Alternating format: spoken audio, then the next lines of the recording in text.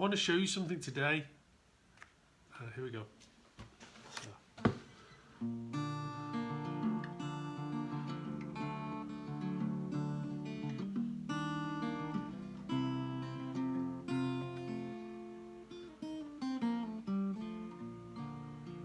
All right, a little bit imperfect.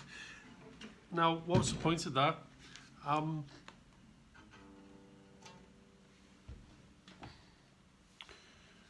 What I've learned from learning music and an instrument and learning how to sing, and I'm writing music and so on as well, is there's a mindset, I think. In another video I was talking about taste, and for me it's much easier to talk about taste in the arts and media productions, because that really is my forte. And taste will take you really far. But the reason why I, apart from maybe showing off a little bit, is one day I couldn't do that. Yeah, there was a day that I looked at the guitar and I was like, I didn't even know actually which end with the low notes and which end with the high notes. So when I was playing air guitar as a heavy metal teenager, I do all the high bits up here and I do all the low bits down here, and many other weird ideas about guitar music and stuff. But clearly I've gone through some process in order to get to the point where I can do a little bit of finger picking.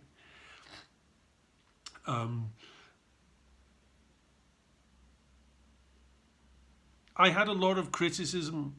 Liverpool people are really, really, really very critical people. I think the English they tend to be anyhow. They're not very encouraging as a species. And the Scousers, people from Liverpool, are among the worst for this.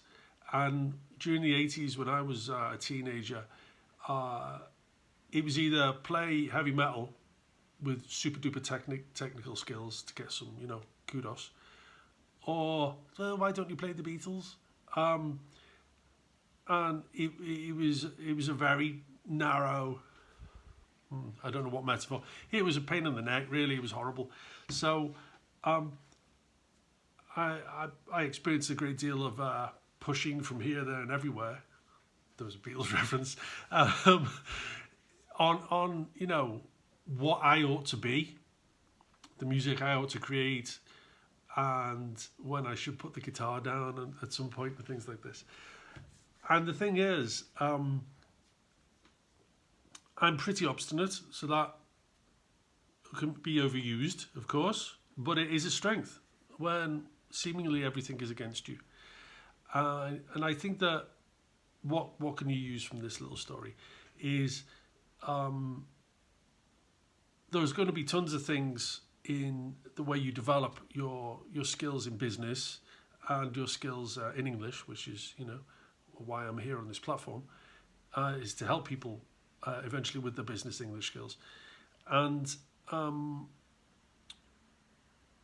you're going to have a lot of people pushing it back against you one way or the other, not least you personally, for many, many different reasons.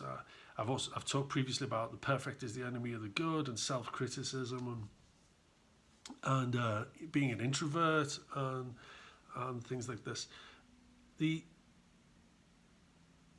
So the way you get from looking at a guitar and you can't play it to being able to do a little bit of finger picking like this, and to feel comfortable enough to do it on a video for strangers, is thousands of tiny little steps. Now, I do repeat this thing a lot, but I don't think it can be overemphasized, really. Even now in 2021, the idea is that people go poof, they have this quantum leap. The one thing I dislike about the Matrix movie is he gets a little plug, an app downloaded in his head, and I know Kung Fu. And I still think people still think like this, and it's nonsense. Number one, you're not going to snap into something. And number two, the journey from not knowing Kung Fu, yeah, in this case, to being a Kung Fu master, it's the journey that is the most important thing. That's how you arrive at mastery. And of course, as anyone who's a master at something will tell you, the more they get closer to what we think is perfection, the more they realize there's so much more to learn. That's to give it perspective. It's not to give yourself a downer that you'll never master something. Yeah, take it step by step. Yeah, break it down into small parts. I totally forgot the reason why I wanted to mention this. That was the actually key takeaway is you learn something from break it into its smallest parts and taking each part separately. And when you get to a level of competence, not perfection, because then you can get stuck and procrastinate on that one thing. But once you're competent at something, say for example, learn the chords on the guitar, where your fingers go. Next thing is move from one chord to the next, and then the next and the next. You know, learn a bunch of different shapes for the chords because that's how it works on guitar. Then start coordinating your fingers.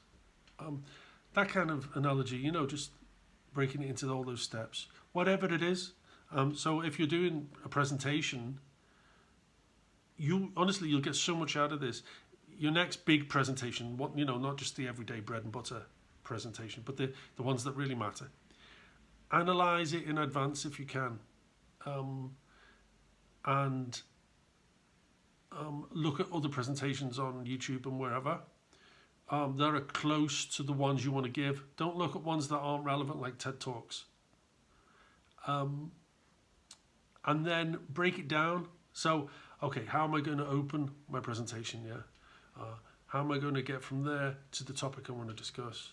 How am I going to engage the audience if that's an objective? You've certainly got to interest them.